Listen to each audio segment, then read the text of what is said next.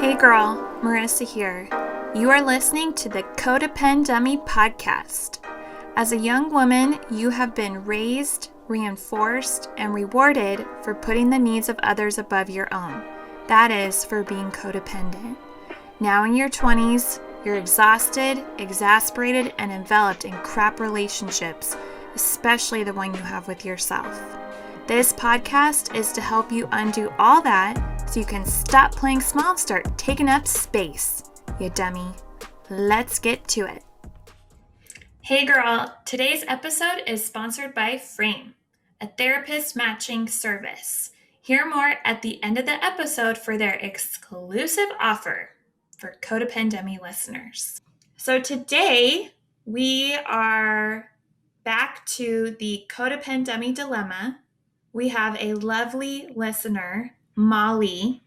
She's here with us to walk through a current dilemma in her life where she's having a hard time putting her thoughts, feelings, and needs above others, right? This is codependency at its fork in the road. And yeah, Molly is 25. She's from Raleigh, North Carolina, and currently teaching in España in Spain. Hello, Molly. Hi, hello. Thank you for coming on. Thank Yeah. you. So, as we have been discussing, listeners, this is not a replacement for therapy. Right? This is codependency coaching, and it's meant to enhance whatever therapy Molly and you girls are already in. So I'm licensed in California, but I'm not allowed to provide therapy in other states or countries. So Molly, living in Spain, this is obviously not therapy. Yes, ma'am. This is a helpful conversation. Yes. So we're going to walk through your Codependummy Dilemma. And just like I coach, we're going to be forward thinking. So talking somewhat about current, what's going on, but more of a focus on solutions and coaching and options, right? So you can move past this fork, not therapy, which is more focused on the past. Okay. All right.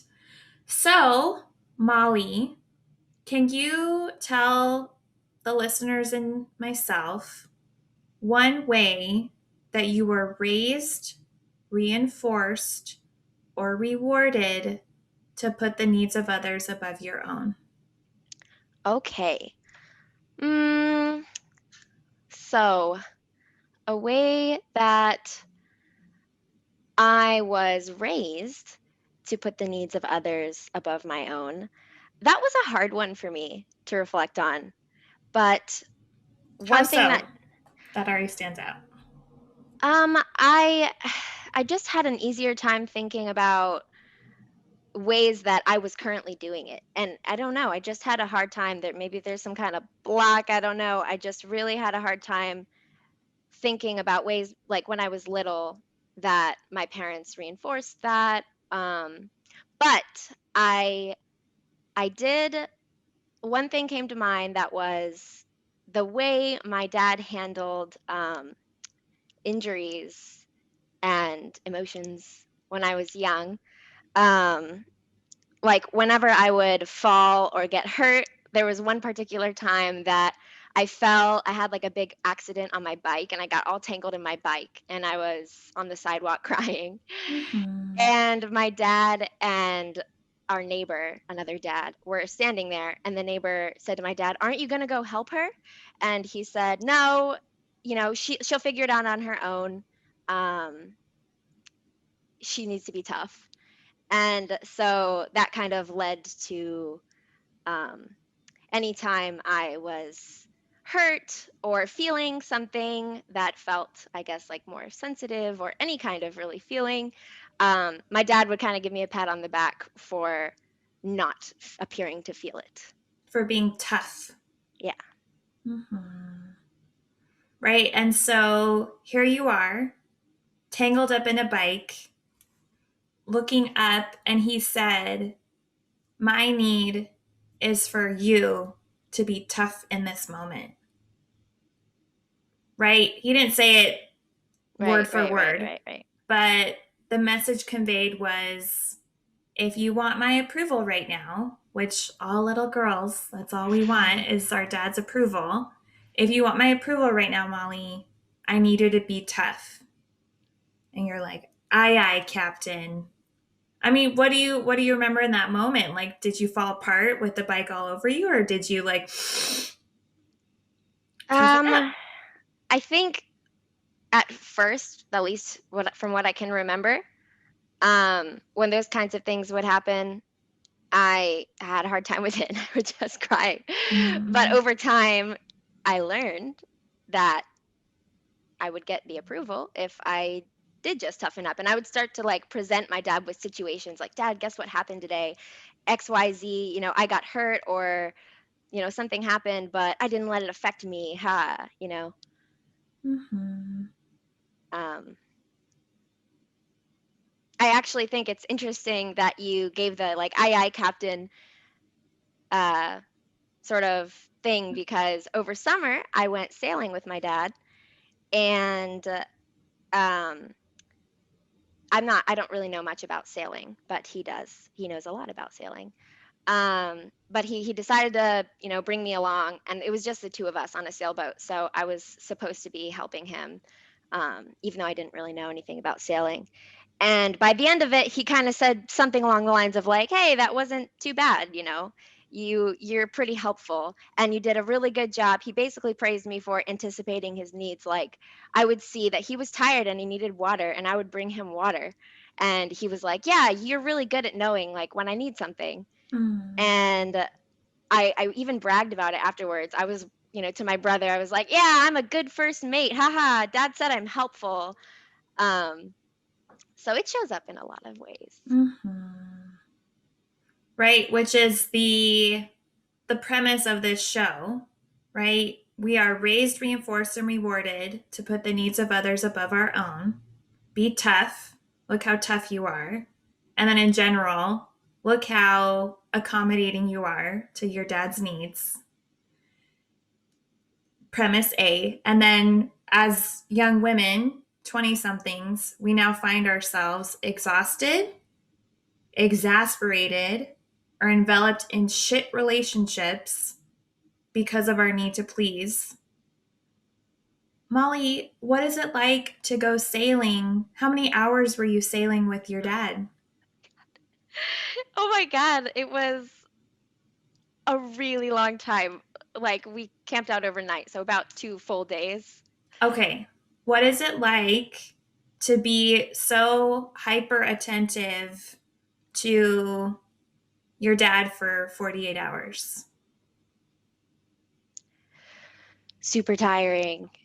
Super tiring, but also that reward, that like that, and it's such a minimal thing that, oh yeah, you were pretty helpful. Like I probably it would have been easier if your tall, strong stepbrother were here, but you did good for your who you are, and that to me is like such a reward.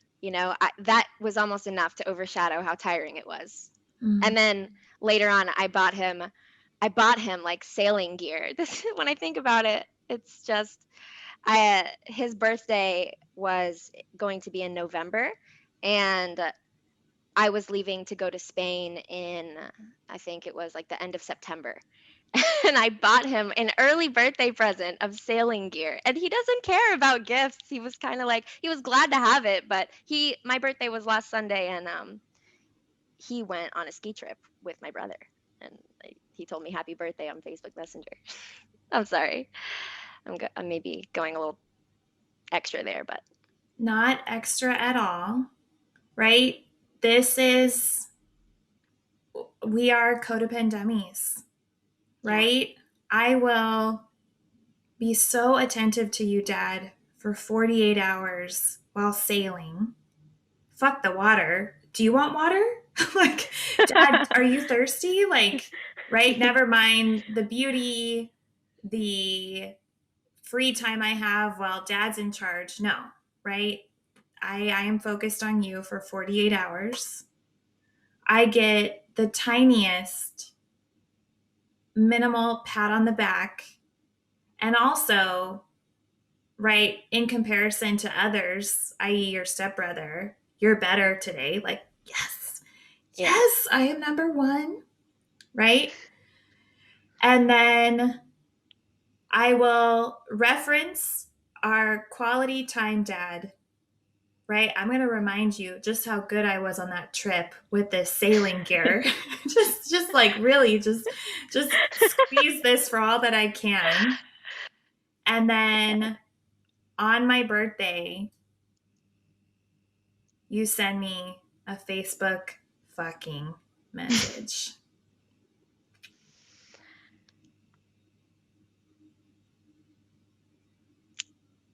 Yeah. And I really didn't think about that whole sailing situation. I really didn't consider any of it until I listened to your podcast. My boyfriend, I remember him telling me, like, Molly, I kind of really don't like when you buy your dad stuff like this. Whatever, it never really ends well for you, but you keep kind of trying. And I didn't really see it until I listened to your show. Mm-hmm. Right, because exhausted, focusing on dad for 48 hours, exasperated, like frustrated, like, ugh, all I get is a Facebook message. That is exasperated and enveloped in shit relationships, right? Look, it causes not tension per se, but your boyfriend pointing out something, and you're like, what are you talking about? You don't feel so good about yourself on your birthday of all days. And how do you feel towards your dad post Facebook happy birthday message? Well, I'll start by saying my dad is like a whole other thing for that I'm working on, but really upset and resentful. I'm really trying to just take the path of like accept your parents for who they are. I need to stop thinking my dad's going to change, because that's what keeps getting me in this mess. I keep thinking, I'll do the next thing that he'll think is really good, and then he'll approve and continue to get be there for me. And I just need to I would like to just accept that he is who he is. And Right. but it's hard to balance, because then I'm like, well, I'm not getting appropriately mad. Right. Right. So, right, codependummies, Molly, you are exhausted, exasperated, enveloped in poor quality, low quality, resentful, shitty, not necessarily like this gray area in your Gray relationships. Area. Yeah. We're like figuring my whole it life out. is a gray area right now. Yes. Yeah. But we're figuring it out. So, okay. So we heard how you're raised, reinforced, or rewarded, how you're exhausted, exasperated, enveloped in shit relationships. And hearing yourself, what is a codependummy dilemma you want to work through today? So, in one of your past episodes, actually, I think it was the last episode, Which one is that, just for listeners? the one about our bodies and Food. food. Yes. Corey Rosenthal. Corey Yes. Rosenthal. Codependency and food. Yes. Oh, that one got me. They all got me. But so one of the quotes, or paraphrasing here, was something along the lines of, you end up with this fractured sense of self. And another thing that I heard on another episode was, if I'm not in service of someone, who am I? Which episode was that? I think it was one of the earlier episodes. I'm so sorry. I don't remember exactly. Molly, it's okay. It's okay. Thanks for the reminder. Yeah. If I'm not in service of others, who am I? Yeah. So my codependummy dilemma right now, it's kind of a bigger topic. but just that I've been feeling this who am I feeling, which I think is it's a cliche. Everyone kind of feels that in their 20s, I feel like. Um, but it's still a feeling that I'm having, like, who am I? I have been making all of my life decisions based on what other people have told me to do, what I thought my parents would do, what I majored in college was what my lawyer grandfather and my very successful cousin encouraged me to do, not really what I wanted to study, even where I went to school, which you had also brought up in another episode, was it Mm-hmm. was because people were telling me, oh, you would really fit into the culture of that school. I can totally see you there. So I said, oh, I can see myself there too. Right. Um, and so now I'm just at this point where I'm teaching English in Spain, but that has nothing to do with anything I've really studied in my past, except for Spanish. I did major in Spanish, double majored in Spanish and pre-law. So I had the interest in Spanish, but I thought I need to pair that with something realistic. But I don't know what it is. I like English, but a double major in Spanish and English sounds dumb, so I can't do that. And then I had family members basically um, suggest pre-law, and I thought, oh yes, that sounds really good. That will get people off my back. I'll tell people I'm doing pre-law, and people won't ask me about it. They'll think it's a good thing, and I'll get by. And then of course I graduate, and I have no intention of actually going to law school. Um, I started to really just want to go to Spain because I had heard of the teaching opportunity there, and it was really more of like a runaway and cling to one thing that I know I like feeling.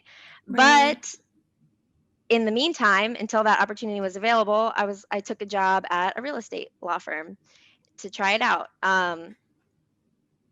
Did my best there, basically just did everything I could to make sure everyone thought I was a really, really great employee, What's and this? they Did did. my best. How can you put air quotes? Um, I did do my best, but I was doing it for them, I guess is what I'm saying. I just really just wanted them to think I was doing a good job, and I did do a good job. So there's We that. But codependents. We are yeah, amazing employees, right? true. Yes. I mean, look at you on this 48-hour sailing ride with your dad. Like, you put us in a 40-hour work week. Like, Yeah. step aside, fellow coworkers. Like, yeah, we are the star employee, just perceiving and appeasing everybody. Yeah. So you Yeah, did your so best, quote unquote, but you, right, it was the motivation was to please and get the accolades and applause. and I also knew that I didn't really want to be doing it, and I was kind of thinking about, okay, how can I get to Spain? Um, and part of also the wanting to appear as the star employee um, is that I've often not lasted very long at jobs. And not that I haven't lasted, but that I'll work at the job, do like my best in the most concentrated way, and then get to a point where I'm thinking, okay, if I stay here, they're going to figure out who I really am. I Mm. need to do something else. Let me like cut off this relationship while they think I'm awesome and then maintain that. I still send that law firm Christmas cards. um, and then jump to the next thing and be really awesome, but it's not sustainable. It because um, it's just exhausting to. I Right. mean, I was working way more than I needed to. My boss would tell me I was working way more than I needed to, um, and I just continued to do it anyway. And who would they figure out who you are, right? You're this star employee working X amount of hours more, receiving the praise and recognition, right? But deep down, as a codependent dummy, you're thinking they're going to figure out what?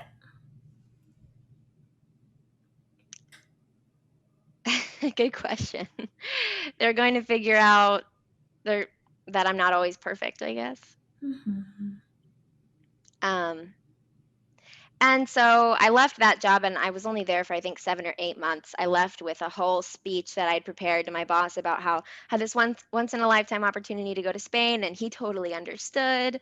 I never mentioned that I didn't really want to do that job. I just, had to frame it differently, I guess, Mm-hmm. in my mind. So I ended up in Spain, which has been so hard from the codependummy perspective because I'm in a culture that I'm not as familiar with, and so I mean, I was like a sponge as soon as I got here, like listening for what are people saying is good, what are people saying is bad, and just immediately trying to like craft that person that would blend in here.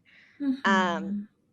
and then it started to be really exhausting, and I went through a period of restrictive eating because I had heard some of my coworkers say comments about people's bodies, like, oh, like elementary schoolers, oh my gosh, look how big she is. Can you believe she's so big? Her whole family is that big.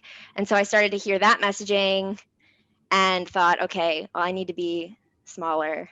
Right. And this crafting, this sponge that you are, mm, we hear criticism of someone else and we think, oh, I need to do everything I can to prevent such criticism being directed towards me. If they can say that about a kid, yeah. Okay, so you're restrictive eating, you're sponge soaking up España. And it got super exhausting. The pandemic hit, and I was just low, low, low blob. Could not get off the couch, couldn't do anything. Just, I don't know. This is very like recent for me, so it's hard sometimes to contextualize it and really know what was going on. Mm-hmm. But I started to seek therapy, and I eventually got to the point where I was saying, I really want to be myself. I just want to be myself. I want to be more of myself. And this quote that I remember saying as I was listening to your show has been ringing so loudly through my head. I specifically remember saying out loud, I want to be myself because people like it better when you're yourself anyway. Mm-hmm. So if I'm myself, people will like me better. So the motivation for being myself wasn't even for myself. So how can it really end up being authentic? Yeah. Mm-hmm. Um, so that's my dilemma, that I don't know how to be myself, and it's making me crazy and exhausted, and it's causing this up and down pendulum of like getting the praise for, you know, maybe not being myself, but being something that other people approve of, and then getting super, super exhausted and feeling so low that I can't do anything. Right. Um, and then trying to change it, and I just haven't really, I don't know. I feel like, so what am I doing? Mm-hmm. Lost. Yeah, lost, super lost. But Mm-hmm. trying to present that I'm not lost. You're lost, Molly. Yeah. Yeah. Right here, you can be lost. Yeah. Mm-hmm. So the dilemma is All over the place. it's not. It's not. Right? What stood out to you in Corey's episode, fractured sense of self, right? You're like a skeleton with different body parts disconnected. You have your parents' input, your successful cousin and grandpa telling you what major, employers, etc., right? You're just all over. Fractured sense of self. This line stood out to you. If I am not in service of others, who am I? And your dilemma is, how do I be myself without trying to please others in that pursuit? Yes. Because even when I say and think, I want to be more myself, you already start to imagine how pleased others will be with the real Molly. You're like, oh my God. It's never ending. Yeah. Okay. How do you sense that's it? How do I be Yeah, I mean, myself? that's it. I just didn't know if that was too vague or non-specific, because it is. Mm. I'm here teaching English in Spain, but I always said I never wanted to be a teacher. Like, this isn't really my career path. I just don't even know what I want. I don't know what I want. Mm. And how do I find that without being that pursuit being tainted by wanting to please others? Yes. Okay. How do I be myself without pleasing others? And I've heard you talk about your dad. And for the listeners, Molly like kind of pointed to this huge area in the air that is her father. Like dad's over here. He's a whole thing to work through. Hmm. You've mentioned employers, school. Where, like career, Hmm. where do you sense this question comes up the most often? How do I be myself? Yeah, I can tell you. Recently, the way it's been coming up the most often has been in social situations. Of course, now with the pandemic, I'm not having as many of those, but I am still going to work, so I do still interact with a lot of these people. Um, but situations like having dinner with some of our friends in Spain, and um, I've been eating mostly plant-based for the past year, mostly vegan, but I didn't go all the way for it specifically because I'm traveling and I don't want to be an inconvenience, basically. And I don't want to miss out on certain cultural things, if there happened to be something non-vegan that I would have to eat. Mm-hmm. So even in like intimate, where there's just four or five of us having dinner, I will straight up eat a piece of ham that I don't want to eat at all. I don't have to eat it just because the principal of my school, my boss, is there, and she's been kind of like a mom to me since I've been here. And I never told her that I was eating, mostly plant-based, because the first day that I met her, um, we had lunch with her, and some people asked us before we ate the meal, "Oh, you guys aren't vegan or vegetarian, are you?" And she jumped in and said, "No, no, no, no. Like, how could that be? No, of course they're not."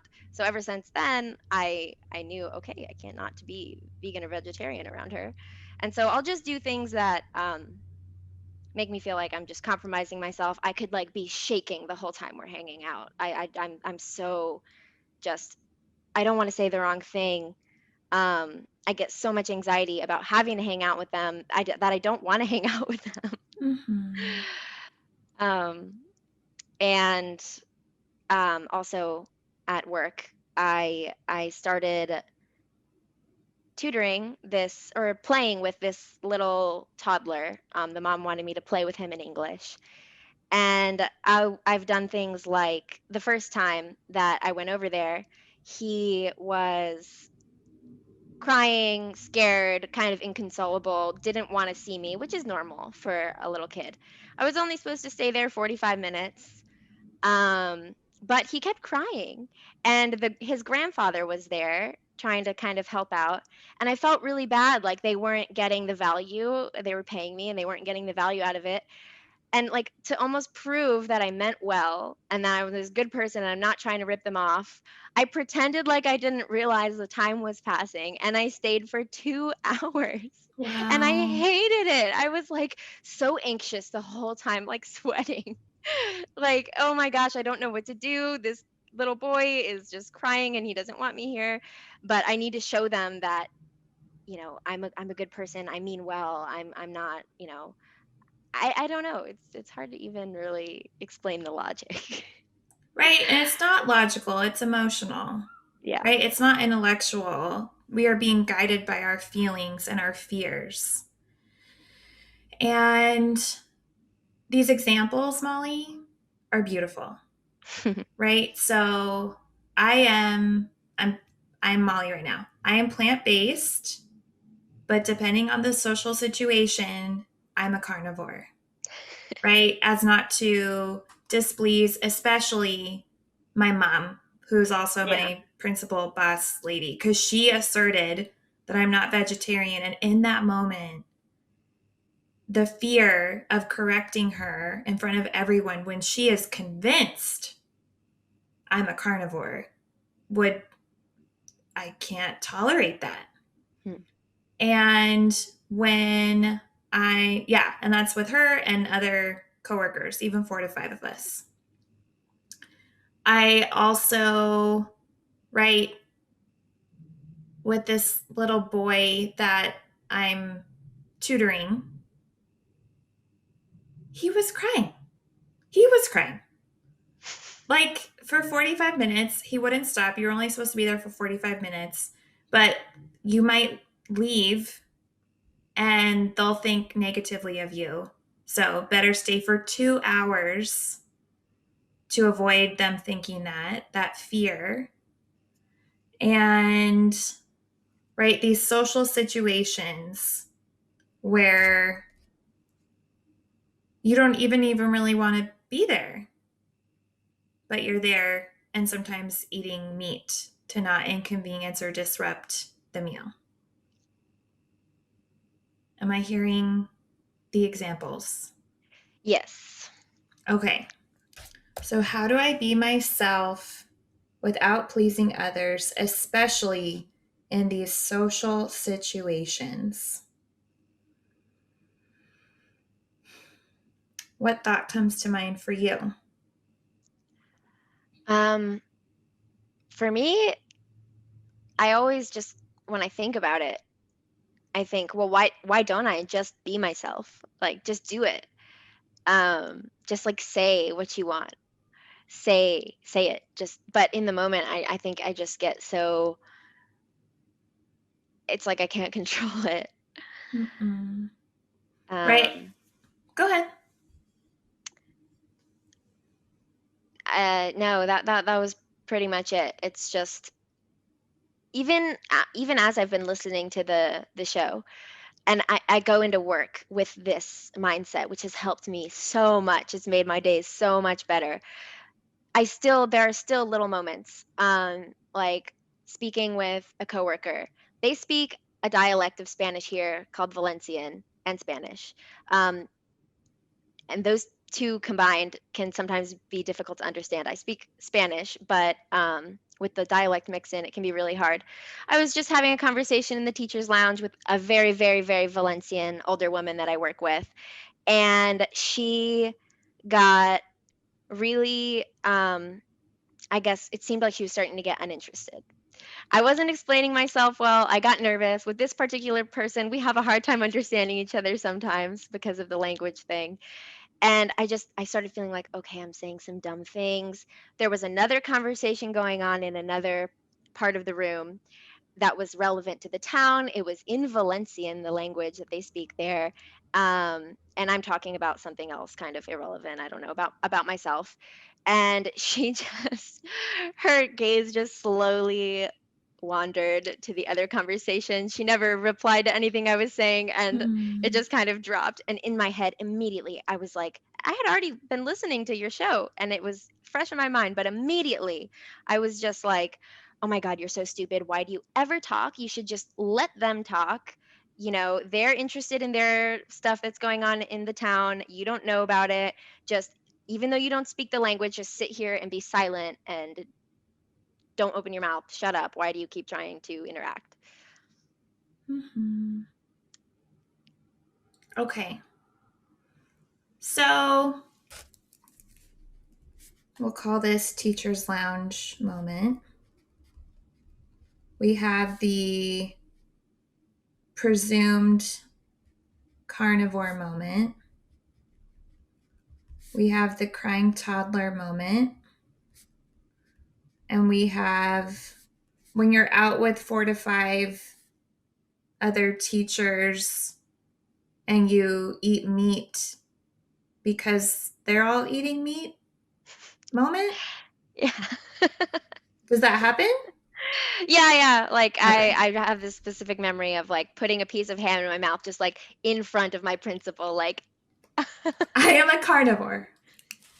Okay. Right? How do I be myself? And it is this huge question.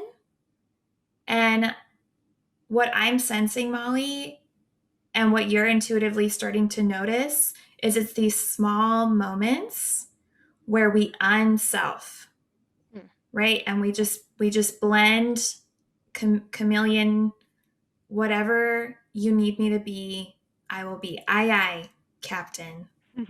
Okay. So going back to the teacher's lounge, your presumed carnivore, crying toddler, or eating meat with these colleagues, which experience impacted you the most viscerally, physically? Definitely the staying or over time with the toddler. Okay. Yeah, Okay. I don't know what to call that. Crying toddler, 2 hour crying toddler.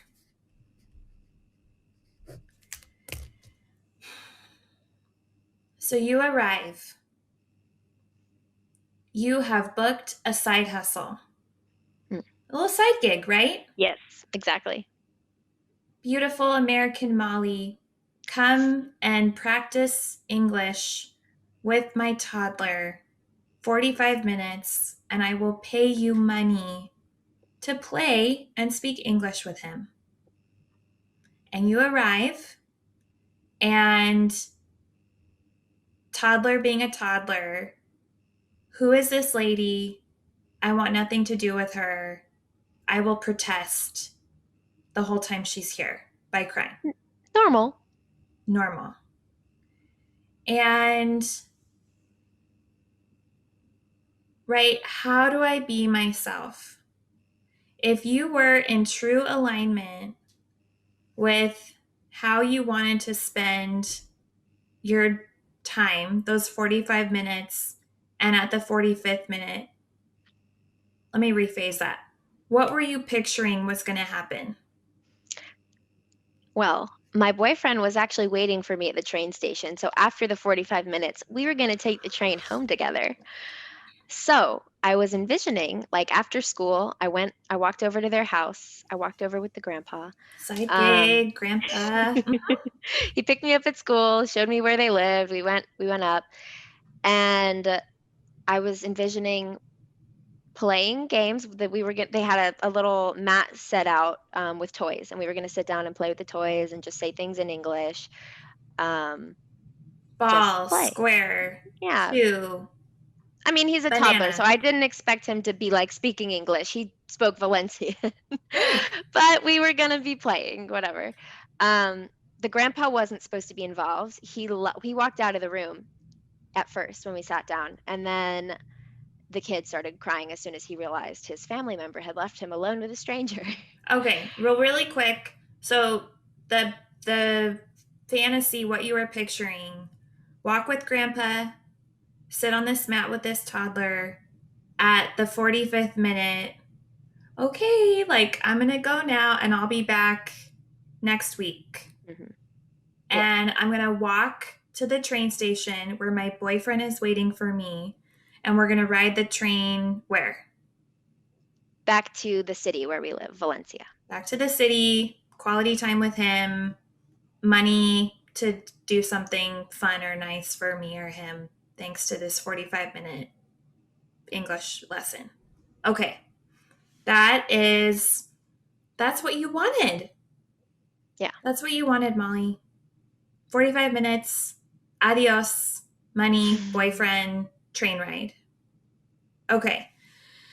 So, reality, you get in that room on the mat, Grandpa leaves the room, and this toddler starts to cry. And Grandpa has to come back in. And Grandpa seems very inconvenienced because he has to stay there the whole time now. Oh, this crying child. How was he conveying that? The grandpa, he was looking at me with wide eyes like he didn't know what to do either. And like he wanted me to have the solution, but I didn't have the solution either. So we're both looking at each other like, are you going to do something? Are you going to do something? And so I decided I would try to do something. Not even decided, it's a mandate for codependence. Mm-hmm. Right? We don't get to decide. Right. Yes. That is absolutely true. I didn't think about it. No. Just happened. It just happens. Right? That raised, reinforced, and rewarded. This is our knee-jerk reaction. You have a need? Adult male? Yeah. I will fulfill that need. And so at the 45th minute, right? How do I be myself? My boyfriend is waiting. I was planning to be here for 45 minutes. That is myself. That is my plan. What needed to happen that 45th minute to be more in alignment with yourself? I needed to look at the time and tell them that I think it's time for me to go now. I was also waiting for the grandpa to like release me for some reason, for him to say, "Oh, okay, you're good. You can go now." I should have just taken that upon myself. I knew when I could go. The mom wasn't there, and she was the one that I was had the whole arrangement with, who was paying me and everything.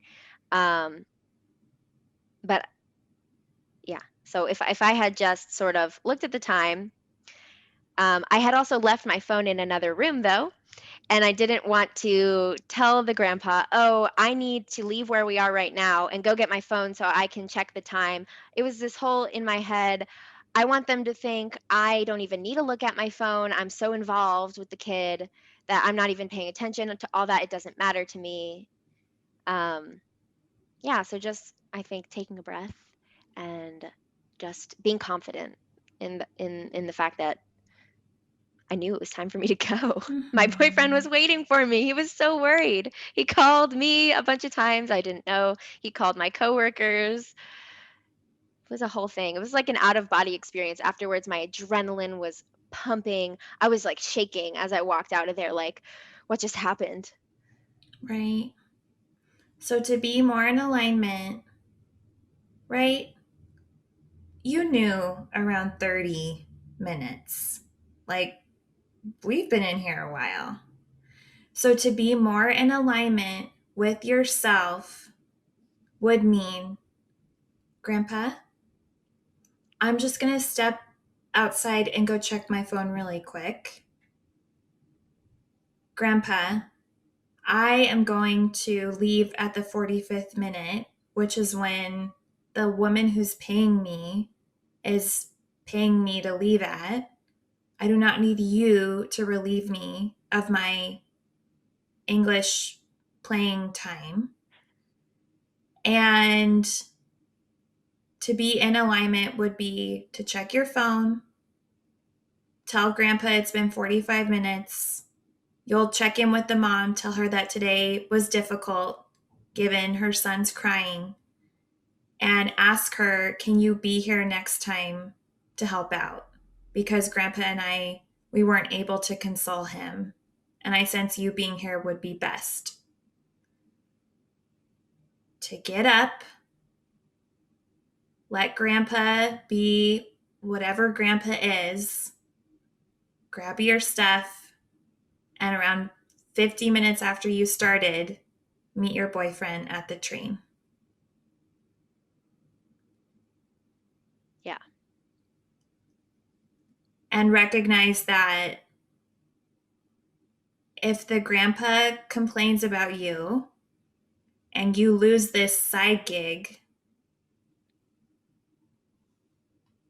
what? So what? Yeah. Not a big deal. For some reason it feels like a really big deal. But it's not the losing the side gig, it's them not liking me. Amen. Right? Two people in the world thinking negatively about you and your ability to calm down a crying toddler. Yeah. That's right. It's overwhelming. It's anxiety provoking. Right? So screw my living in alignment with myself. I'll stay forever. You want me to move in? Right? That is the length that sometimes we will go to in that unselfing. Mhm. Mm-hmm. So picturing yourself, right, in alignment, right? How do I be myself? I leave at the 45th minute. Yeah. Right, given the pull to stay, what do you sense you would need walking out and arguably for the next 24 hours to self-soothe? What do you mean by that? I mean, you likely would leave, like you're going to be terrified to start to do this. Yeah. Right? To say I'm plant-based, to say Yeah. I need to leave, to say no, I'm principal, I I am vegetarian, I am vegan. Right? That terror. What do you sense you would need on that walk to the train from your boyfriend that evening, right, to comfort and soothe yourself? Honestly, the best motivation for me has been remembering how good it feels to maintain my boundaries and like that feeling of like how much chaos I can avoid, how how much better I feel when I don't unself. Mm-hmm. Um, that's the most soothing thing for me. And what comes to mind? When have you held a boundary? Right? So you leave, right? Grandpa in this imagined, you know, being in alignment, Mhm. he's just dismayed, like, you're leaving? You're like, yeah, it's 45 minutes. I have to go. My boyfriend's waiting for me at the train and he's going to be worried. You walk down the stairs and like what is the script? What do you start reminding yourself this boundary you enforced before that you feel soothed with? That this way I will be able to meet my boyfriend at the train station. I won't be putting that strain on our relationship that I have put on our relationship many a time before. And I will feel more comfortable. Hopefully, I won't be shaking. I'll be able to go home on time and my thoughts won't be so scattered. Um, but I have to say, it is even just you saying, like, oh, imagine he's dismayed is still really scary. So it's even hard for me to imagine that hypothetical because I know I feel like I would just turn around and be like, okay, yeah, no, you know what? You're right. I can stay a little longer. It's what you discussed in the last episode. I think there was some talk about if your no doesn't really mean no, then yes has no meaning, something along those lines. Have that had that happen so many times where I'm like, oh no, no, I can't. No, please, you should. Okay, yeah, yeah, I should, and then Right. I feel horrible the whole time. So Mm-hmm. it's a work in progress. It is, Molly. It really, really is. And these tiny moments, because you're listening to the podcast, because you're talking about it in therapy, you are developing this insight, right? So the next time it happens, you might not sit there for 2 hours it might be an hour and a half. But around that 60th minute, you'll be like, Molly, this is what Marissa was talking about, Molly. Molly, this is what your therapist and you discussed last week. Molly, you can do this. Get up, go get your phone, and check the time. It's okay, right? So it'll go from 2 hours to 90 minutes. Yeah. 90 minutes to 60, 60 to 45. It's a process. And right, as we're talking through and you're like, oh my God, grandpa's dismayed, right? And so I'm hearing the need for a plan, right? We have to be really intentional as we're working through our codependency. And so and you already had a plan, right? Your boyfriend was at the train, but it's preparing yourself and having a mini, we could say like toolkit, where if you do draw a boundary and you are walking away or you are seated at a table and waiting for the vegetarian meal, is it, okay, I need to go to the bathroom and just take some breaths? Or when you're walking away, is it calling a supportive friend who's also listening to this podcast? And you'll be like, girl, I did it. I just did it. Oh my God, I'm terrified. Right? Just some coping skills in your little Codependummy toolkit to pull up when you do start to create these boundaries. Because, yeah, you're not going to get up at 45 minutes and walk to the train station. You're not going to skip there. You're not. And so being able to bring the awareness, which you have, and then these coping skills to trigger afterwards. What comes to mind as I'm suggesting some? I love the idea of calling a friend. Yeah, to cope, the immediate afterwards, instead of feeling like really getting in my head, calling a friend and talking about it. I definitely have a friend or two that come to mind that I can do that with. So calling a friend, journaling. I'm big into journaling. You could listen to a podcast episode. That's a good idea. Right? Be like, Marissa, this is so hard. Talk to your boyfriend. I mean, what do you do? Are there candles at home? Baths? Yeah. I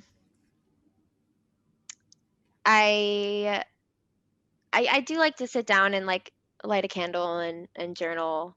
That's probably a good idea, because otherwise I let myself forget about, these kind of difficult things.